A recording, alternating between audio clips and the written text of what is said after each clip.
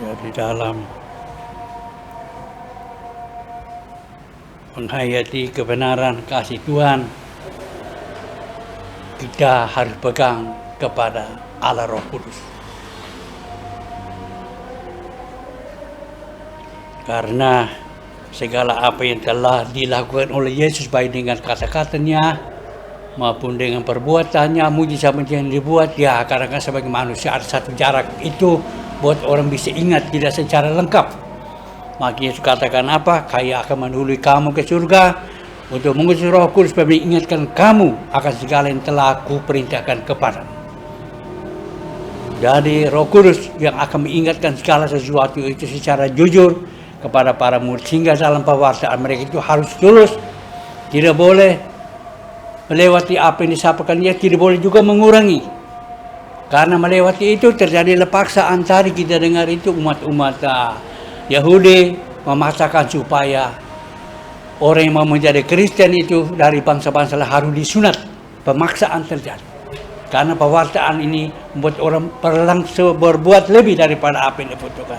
Tapi kalau mengurangi, artinya sabda Tuhan tidak dilaksanakan secara benar. Timbullah ajaran sesat seperti Arianisme itu.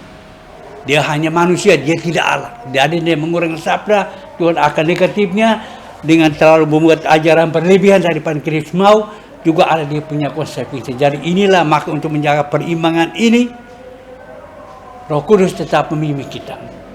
Bapak dan saudara sekali, itulah bagaimana kita melihat bagaimana pekerjaan Roh Kudus ini. Ketika mereka bersidang tentang apa yang mau diputuskan bersama para rasul bersama Roh Kudus ini, ternyata Paulus dan Barnabas sudah mengalami karya Roh di antara bangsa-bangsa sana, sehingga mereka belum belum menjadi itu orang-orang yang mau disunat itu, kok mereka sudah terima Roh Kudus. Dan ini pengalaman inilah yang menguatkan mereka bahwa tradisi apapun dari bangsa tidak boleh mempengaruhi kasih Tuhan, tidak boleh. Kasih Tuhan ini terbuka untuk semua orang, tidak bisa. Dari ini pengalaman, jadi karya Roh Kudus itu tidak tunggu-tunggu lagi. Jadi orang-orang bangsa-bangsa yang belum disunat apapun sudah terima Roh Kudus. Mereka pikir mesti disunat dulu, ternyata. Jadi inilah pengalaman menguatkan Paulus bahwa percaya kepada Kristus menjadi ukuran, tidak kepada menjadi ukuran segala-galanya. Maka tidak boleh lagi dihalangi oleh tradisi apapun atau kebiasaan bangsa apapun, karena tidak boleh mengurangi kasih Tuhan ini. Kasih Tuhan di atas segala-galanya.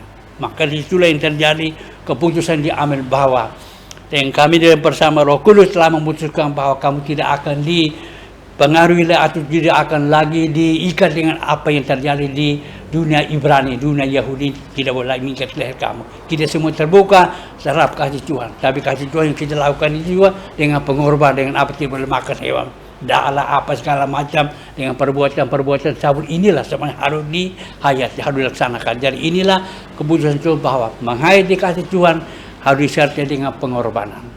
Harus disertai pengorbanan. Kebiasaan-kebiasaan yang tidak cocok dengan ajaran rohani harus kita tinggalkan itu. Karena itu ibu bapak dan saudara sekalian, saya kira mari kita belajar dari kepercayaan kita akan Roh Kudus yang tetap memimpin para rasul itu untuk mengajar apa yang pas. Tidak boleh kurang, tidak boleh lebih. Karena lebih membuat manusia akan memaksakan dia punya kepentingan kepada orang-orang lain. Kalau kurang, ajaran itu tidak cukup membuat orang bisa, sehingga orang katakan apa, timbul Arianisme itu bahwa Yesus hanyalah manusia toh, dia tidak Allah. Jadi mengurangi kebenaran itu.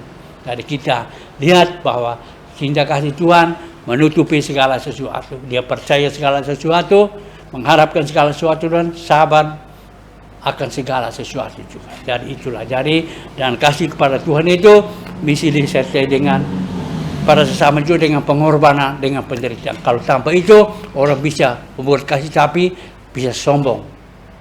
Karena tapi kalau dengan pengorbanan seperti Yesus memberikan tubuh dan darahnya, tapi dengan membasuh kaki dan mati disalib, maka benarlah apa yang dia buat. Tapi banyak orang zaman modern bisa memberi bantuan kemana-mana, tapi horizontal saja. Dia tidak membentuk salib. Maka kasih kita harus dibentuk dengan dia harus naik. Kalau dia horizontal, ini dunia saja, nanti engkau sombong, saya sombong. Tidak laku, tidak benci kasih ini. Semoga apa yang dikatakan Yohanes 15 itu bahwa tidak ada kasih yang lebih besar daripada orang yang rela menderita untuk orang-orang yang menjadi sahabat.